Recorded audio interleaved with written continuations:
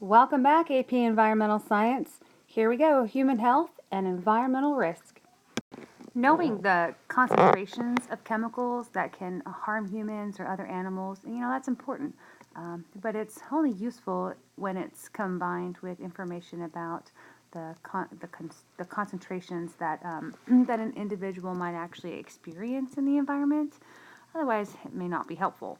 So, if a chemical is quite harmful at some moderate concentration, but individuals only experience lower concentrations of that chemical, then we might not be particularly concerned. To identify and understand the effects of chemical concentrations that organisms experience, we need to know something about how the chemicals behave in the environment. So, routes of exposure, the ways in which individuals might come into contact with a chemical, um, is part of the importance of identifying of whether or not we need to test it or be concerned about it anyway.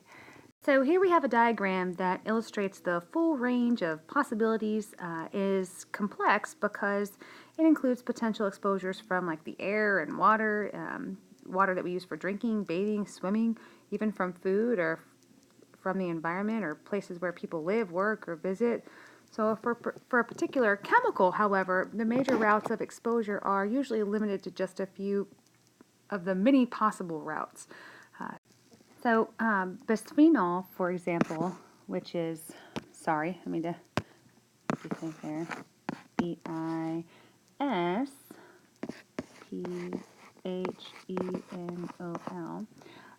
That's a chemical that's used to manufacture hard plastic items like toys or food containers or even baby bottles.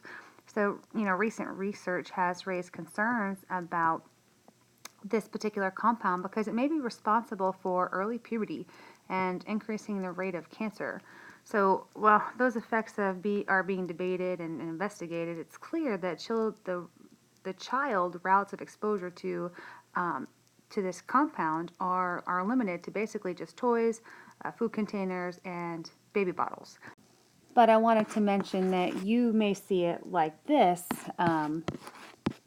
like sometimes they say that. I've even seen them on adult containers too, but especially on the baby bottles or sippy cups or anything that you put food in that might go to a child. You can see that warning label. So once we know the potential routes of exposure, scientists can determine the chemical's solubility and its potential for bioaccumulation or biomagnification. The movement of a chemical in the environment really depends partly on its solubility, which is how well a chemical can dissolve in a liquid. So one example, like some chemicals like herbicides, they are readily soluble in water, whereas other things like insecticides, they're much more soluble in things like fats and oils. So when a chemical is highly soluble in water, it can be washed off surfaces, and then it'll percolate into the groundwater and then run off into surface waters like lakes and rivers. Now, in contrast to that, though, chemicals that are soluble in fats and oils are not very soluble in the water solution themselves, so they tend to be found percolating into the groundwater and to the runoff areas of the actual surface waters. They're not going to necessarily do that. Instead, they're going to be found in higher concentration bound in our actual soils. And those are things like benthic soils that lie underneath bodies of water. So chemicals that are soluble in fats and oils can also become stored in fatty tissues inside of animals. And one of the examples I might have mentioned before is DDT, which accumulates in the fatty tissues of eagles and pelicans. And this process is known as bioaccumulation. It occurs when organisms increase the concentration of a chemical in their body over time. And this concentration of bioaccumulation usually begins with an individual's when they're exposed to small amounts of that chemical from their environment. And so when they're exposed to that chemical in their environment, typically that compound will move its way into their fatty tissues and stay there. So fish are a good example because they're exposed to low concentrations of methylmercury, and when that's in drinking water, it passes over their gills when they breathe, and they basically consume food that contains a lot of mercury. So a fish stores mercury in its fat tissue, and over time, mercury accumulates. the rate of accumulation for an animal basically depends on the concentration of that chemical in the environment, but the rate at which that animal uptakes that source of a chemical it varies, actually per individual. So the rate that's actually inside of an animal can be difficult to determine, and most of the time the animals are not going to excrete it. Now, this bioaccumulation is different from biomagnification, in that biomagnification is the increase in a chemical concentration in the actual animal's tissue itself, and the chemical moves up the food chain as creatures eat creatures.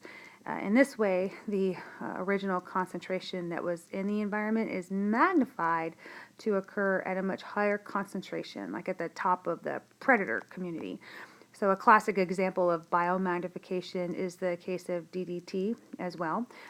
It's an insecticide that has been widely used to kill insects and pests in agriculture and to kill mosquitoes that carry malaria and diseases. But DDT is not soluble in water. So when sprayed over water, it quickly binds to particulates in the water and the underlying soil, and it's taken up quickly by tiny little zooplankton that act as their primary consumers. And those guys consume on algae. And so there's a very low concentration of DDT actually like in our water system, but it bioaccumulates in the bodies of zooplankton where it becomes like 1,000 times more concentrated. And then small fish eat that zooplankton for many weeks or months or their lifetime. And so DDT is further concentrated, multifold. And then large fish spend their lives eating contaminated smaller fish, and then the DDT is even largely concentrated. So finally, fish eating birds like pelicans or eagles, they spend years eating lots of big fish, and they further magnify DDT inside of their bodies.